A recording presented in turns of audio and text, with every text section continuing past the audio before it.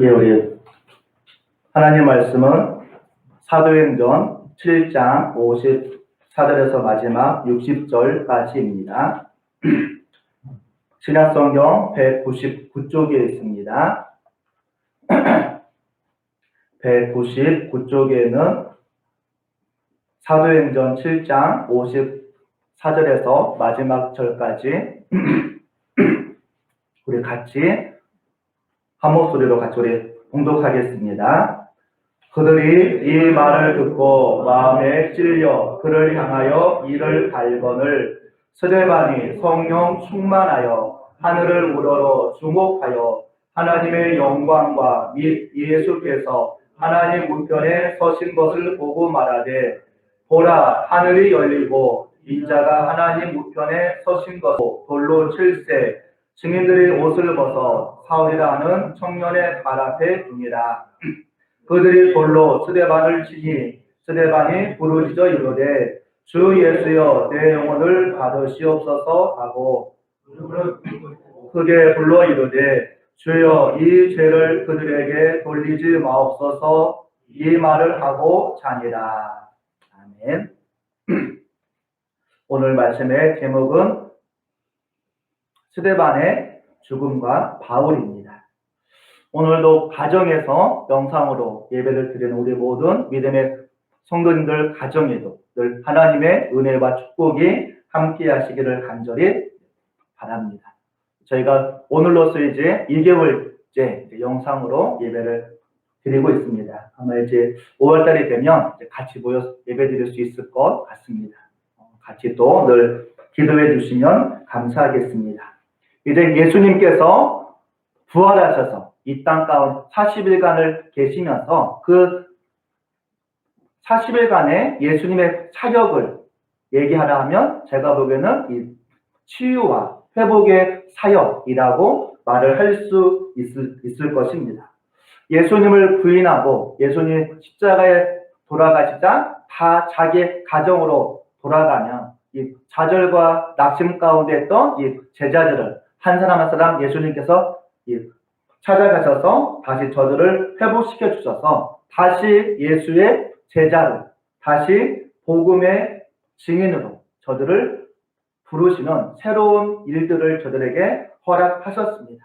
그리고 결국 그들은 복음을 위해서라면 자기의 목숨도 아끼지 않는 그런 복음의 일꾼이 다 되었습니다. 그 하늘로 올라가기 전에 마지막으로 하신 말씀이 마태복음 28장 19절 이하와 사도행전 1장 8절에 나오는 두 부분입니다. 먼저 마태복음 28장 19절 이하에 보면 너희는 가서 모든 민족을 제자로 삼아 아버지와 아들과 성령의 이름으로 세례를 주고 내가 너에게 분부한 모든 것을 가르쳐 지키게 하라. 볼지어다 내가 세상 끝날까지 너희와 항상 함께 있으리라. 내가 너희와 항상 함께 하겠다. 하나님의 동행하심의 약속을 하셨습니다. 또 사도행전 1장 8장에서는 오직 성령이 너에게 임하시면 너희가 권능을 받고 예루살렘과 온 유대와 사마리아와 땅끝까지 이르러 내 증인이 되리라. 너희가 성령의 충만을 받으라. 또 너희가 온 세상에서 복음을 증거하는 복음의 증인이 되라고 말씀을 하고 있습니다. 그래서 우리가 이 사도행전을 보면 놀라운 역사들이 일어나고 있습니다. 우리가 사도행전 2장을 보면 예수님께서 말씀하신 대로 성령의 충만을 저들이 받게 되고 또 저들이 방언을 하게 되고 또 베드로가 한번 설교할 때마다 3,000명의 회개하는 역사가 일어납니다. 또 사도행전 3장에서는 베드로가 성전 비문에 앉아있는 걷지 못하는 자를 일으켜 세우는 일을 봤습니다. 근데 베드로가 원래 학문이 없는 사람인 줄 알았다가 베드로가 담대하게 말씀을 증가하는 것을 보고 베드로의 설교에 저들이 놀라는 모습을 또 보여줍니다. 또 5장에서는 아나니아와 삽비라가 하나님을 당하기도 합니다. 이렇게 이 사도행전 5장까지는 하나님의 이 동행하심, 또 성령의 충만한 역사를 인해서 이 사도들이 열심으로 복음을 전파하는 내용이 나옵니다. 그렇다면 이 사도행전은 어떻게 끝나야 될까요? 유대인들에게 다 복음이 전파되어지고 이방까지도 복음이 증거되어진 역사가 일어나야 하는 것이 맞는 것처럼 보입니다. 그런데 이상하게 사도행전 6장부터 분위기가 갑자기 바뀝니다. 6장, 7장에는 이 스데반 집사님의 죽음의 사건이 나옵니다. 이후에 이 사도들이 붙잡혀서 감옥에 갇히고 매를 맞는 장면이 나옵니다. 또 이제 8장에서는 예루살렘 교회에 박해가 일어나서 뿔뿔이 흩어지는 일들이 일어납니다. 결국 이 사도행전의 맨 마지막은 전 세계 복음이 전파되는 것이 아니라 바울이 로마의 재판을 받으러 가는 것으로서 사도행전이 끝납니다. 하나님의 동행하심의 약속과 성령의 충만한 역사가 일어남에도 불구하고 이 사도행전은 전 세계로 복음이 전파되는 것으로 끝나는 것이 아니라 무엇인가 마무리되지 못한 채 미완성으로 끝나는 것처럼 보이기도 하는 것입니다. 여기에 담겨진 하나님의 뜻이 무엇일까? 이 스데반 집사님의 순교 사건을 통해서 하나님께서 오늘 우리들에게 하시고자 하는 말씀이 무엇인가 같이 우리가 생각해 보고자 합니다. 우리가 이 스데반 집사님의 순교 사건은 아쉬움이 많이 남는 사건이고 때로는 이해가 잘 되지 않는 부분이기도 합니다. 베드로가 설교할 때는 3,000명이 회개하고 예수를 믿었습니다. 하지만 베드로의 설교 내용을 보면 그렇게 특별한 내용이 없습니다. 너희가 십자가에 못 박은 예수 그리스도를 하나님이 주와 그리스도가 되게 하셨느니라. 너희는 회개하고 예수를 믿고 성령을 받으라. 이게 설교의 전부였습니다. 반면에 이 스데반 집사님의 설교는 베드로와 비교한다면 설교라고도 이야기할 수 있습니다. 이스라엘 역사를 깨뚫어서 아브라함부터 예수 그리스도까지 일목요연하게 설교를 하고 있습니다. 더욱이 스데반을 가리켜서 사도행 6장 15절에서는 성령과 지혜가 충만한 사람이었고 그가 설교할 때 그의 얼굴이 천사와 같이 빛났다라고도 얘기하고 있습니다. 그런데 이 스데반 집사님이 그렇게 설교를 했는데 3,000명은 고사하고 한 사람도 회개하고 예수를 믿었다는 내용이 기록되어져 있지 않습니다. 오히려 오늘 말씀 결국은 그를 돌로 쳐 죽이는 사건이 일어나고 말았습니다. 더구나 우리가 스데반 집사님이 죽는 모습을 보면 선뜻 이해가 안 됩니다. 그는 죽으면서도 성령 충만했습니다. 마치 천사와 같은 모습으로 죽임을 당하는데 하늘문이 열리고 하나님의 영광이 나타나고 예수님께서 하나님 우편에 서 있는 것이 보였다라고 말씀하고 있습니다.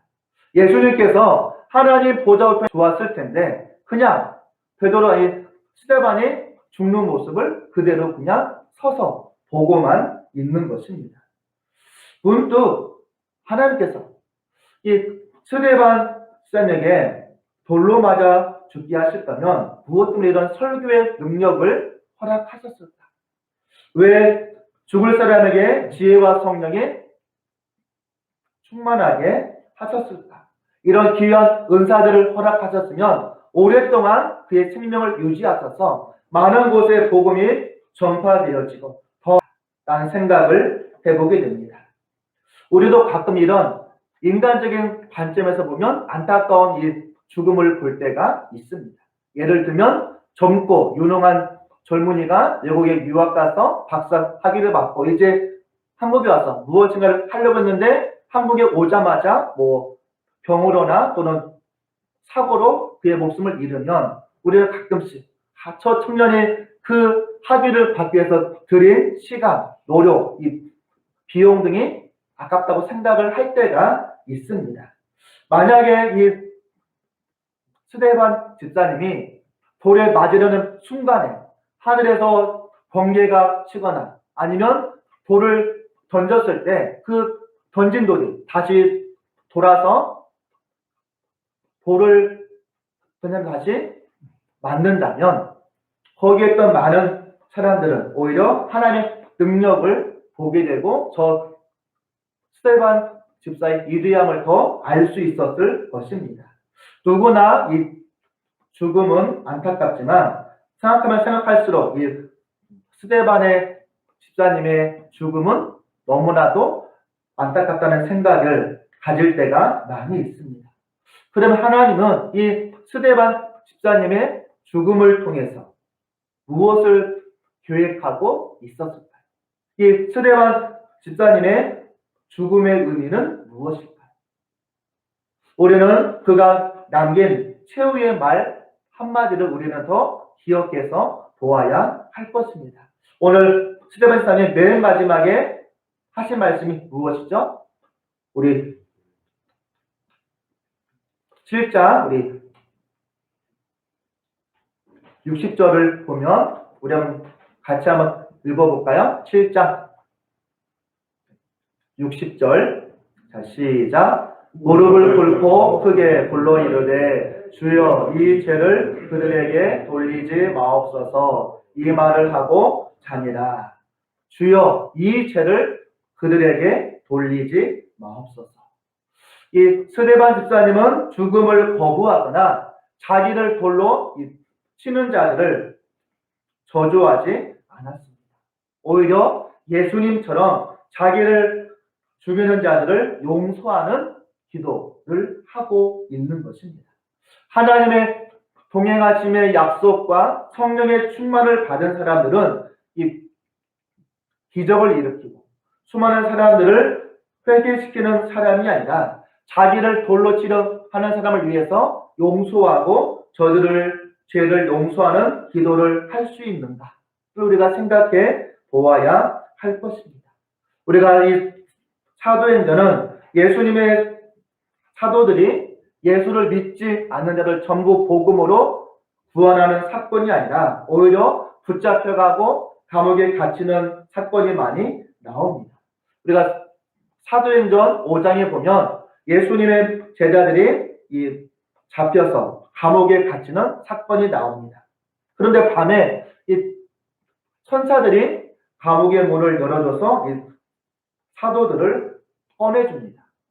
그러면 감옥에서 나왔던 이 사도들이 복음을 전해서 많은 사람들이 구원받고 예수 믿는 기적이 일어나야 되는데 다시 붙잡혀서 감옥에 다시 갇히고 매를 맞는 장면이 나옵니다. 그렇다면 감옥에서 꺼내진 이유가 무엇일까요? 왜 하나님을 꺼내주고 다시 잡히고 다시 매 맞고 감옥에 갇힌 일들 다시 왜 반복하고 있을까요? 하나님의 그 목적이 무엇일까요? 우리 한번 사도행전 5장 41절을 한번 같이 우리 읽어보겠습니다. 사도행전 5장 41절입니다. 같이 우리 봉독하겠습니다. 자, 시작. 사도들은 그 이름을 위하여 능욕받는 일에 합당한 자도 여기심을 기뻐하면서 공의 앞을 떠나니라. 사도들은 그 이름, 누구죠? 하나님의 이름을 위하여 능욕을 받는 일에 모욕과 고난을 당하는 일에 합당한 자로 여김을 받는 것을 뭐 했다고요? 기뻐했다. 하나님은 예수님의 이 사도들이 하나님을 위해서라면 고난을 당하고 모욕을 당하더라도 그것을 기뻐하는 자로 믿음을 세우기를 하나님은 원하셨던 것입니다. 여기까지 믿음의 성장을 위해서 감옥에 갇히기도 하고 다시 풀어주기도 하고 다시 또 갇히고 매를 맞는 이런 작업들을 하고 있는 것입니다. 결국 하나님께서 우리들에게 원하시는 신앙의 모습은 무엇일까요? 우리가 성령으로 충만해서 많은 기적과 이적을 일으키는 것이 아니라 하나님을 위해서 모욕받는 것을 내가 기뻐하고 내가 돌에 맞아 죽으면서도 원수를 위해 기도하는 사람. 이런 믿음이 변화된 사람을 하나님은 원하시고 있는 것입니다. 여러분이 하나님 때문에 모욕을 당하고 억울한 일을 받아도 나는 기뻐하십니까? 나를 핍박하고 억울하게 유언비를 퍼뜨리고 나를 고난에 빠뜨리는 분들을 위해서 나는 저들을 용서하며 저들을 위해서 기도할 수 있으십니까? 예수님의 가르침을 보면 이와 유사한 내용들이 많이 나옵니다. 예수님은 요한복음 13장 34절 이하에서 새 계명을 너에게 주노니 서로 사랑하라. 내가 너희를 사랑한 것 같이 너희도 서로 사랑하라. 너희가 서로 사랑하면 이로써 모든 사람이 너희가 내 제자인 줄 알리라 라고 말씀하십니다. 예수님의 제자된 증거는 많은 사람들을 구원시키고 복음을 증가하는 것도 맞지만 서로 사랑하라 라고 말씀하고 있습니다. 내 자신이 다른 사람을 진정으로 사랑할 수 있을 만큼 내 자신이 바뀌어지지 않으면 우리가 아무리 하나님께 헌신해도 아무런 소용이 없다는 것을 말씀하고 있는 것입니다. 예수님은 마태복음 5장에서도 뭐라고 말씀하고 있냐면 누구든지 내 오른뺨을 치거든 왼편도 돌려대며 또 너를 고발하여 속옷을 가지고자 하는 자에게 겉옷까지도 가지게 하며 또 누구든지 너를 억지로 오리를 가게 하거든 그 사람과 심리를 같이 가라 라고 말씀하고 있습니다. 하나를 살펴보면 내 오른뺨을 치거든 이거는 두 가지 해석이 가능합니다. 하나는 왼손으로 나의 오른뺨을 치는 것입니다. 그런데 이제는 더 세게 맞을 각오로 상대방이 오른손으로 내 뺨을 치도록 왼뺨도 돌려대라는 말이기도 하고 또 하나는 왼손으로 치는 것이 아니고 이 손바닥으로 나의 오른뺨을 치는 것입니다. 손바닥으로 내 오른뺨을 치는 것은 이 모욕을 주는 행위입니다. 내가 모욕을 당할지라도 왼뺨도 돌려주라 라고 말씀하고 있습니다. 또 속옷을 가져가거든 겉옷까지 주라. 유대인들은 속옷을 입지 않아도 겉옷만 둘러도 그냥 외부적인 외출이나 일상적인 일들이 가능한 겉옷은 가져가지 못하도록 되어져 있습니다. 그럼에도 불구하고 너는 겉옷까지도 그들에게 주라고 말씀하고 있습니다. 또 오리를 가게 하거든 심리를 가라. 당시 로마 정부는 이 식민지 백성들에게 일을 시킬 때 이들이 억지로 오리까지는 가도록 할 수 있습니다. 로마법에 이 식민지 백성들에게 오리까지만 가도록 되어져 있습니다. 예수님은 오리를 가도록 만들어도 내가 더 그의 2배인 심리까지 같이 가져라는 이야기입니다. 예수님의 가르침은 무엇입니까? 그냥 조건 없이 주어라 라고 말씀하고 있습니다. 뺨도 내어주고 겉옷도 내어주고 심리까지도 같이 가주어라. 무조건 해주어라 라는 의미가 그 안에 있는 것입니다. 무조건 해주는 것이 내 마음에 안 든다 할지라도 예수님께서 주라 하시면 우리는 줄 수밖에 없는 것입니다. 하나님께서는 내 뺨을 때린 사람, 내 속옷을 빼앗아 간 사람, 억지로 오리를 가게 한 그 사람이 바뀌어지기를 원하는 것이 아니라 내가 그 사람을 위해서 기도하고 내가 그 사람 때문에 고난과 모욕을 받을 만큼 받는 것을 내가 기뻐할 만큼 내 신앙이 변화되어져 가고 있느냐, 그것을 오늘 우리들에게 말씀해 주고 있는 것입니다. 오늘 이 스데반 집사님이 순교하는 자리에 이 큰 악을 뒤에서 조종하는 한 사람이 나옵니다. 유대인들이 스데반을 죽일 때 자기들의 옷을 벗어서 누구의 발 앞에 둡니까? 바로 사울입니다. 즉 바울의 이름이 성경에 제일 먼저 오늘 처음으로 나옵니다. 이 사람들이 자기의 옷을 벗어서 사울의 발 앞에 둔 것은 무슨 의미일까요? 자기의 옷을 사울 보고 지켜달라고 한 것이 아니라 사울 앞에서 자기들이 맹세를 하는 것입니다. 어떠한 맹세일까요? 나의 모든 것을 걸고 스데반을 죽이는데 앞장서겠다는 자기의 맹세를 보여주는 행위가 자기의 옷을 벗어서 사울의 발 앞에 놓고 있는 것입니다.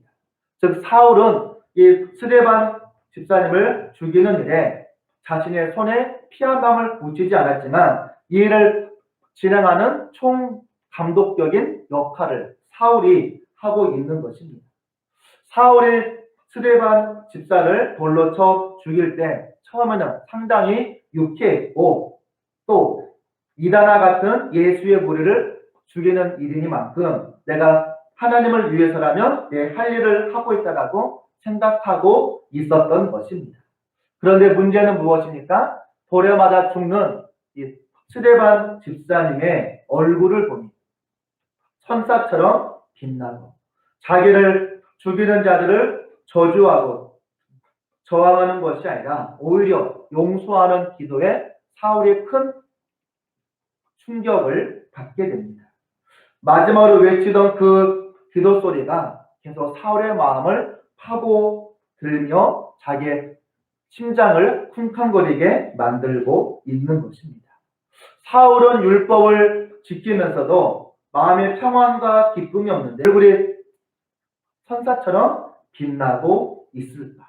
과연 저 사람이 믿는 기독교는 무엇일까? 라는 생각을 하게 됩니다. 오늘 이 스데반 집사님은 하나님의 바램처럼 하나님의 이름을 위하여 능욕받는 것을 기뻐했던 사람이었습니다.